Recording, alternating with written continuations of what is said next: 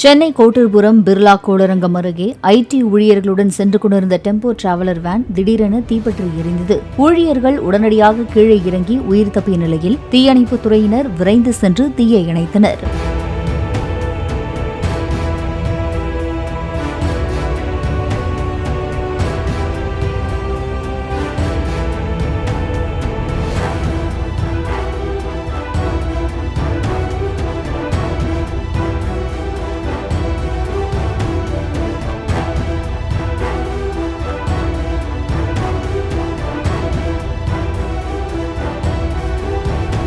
Play store மற்றும் app ஸ்டோரில் இருந்து பாலிமர் செயலியை QR கோடு மூலம் பதிவிறக்கம் செய்யுங்கள்.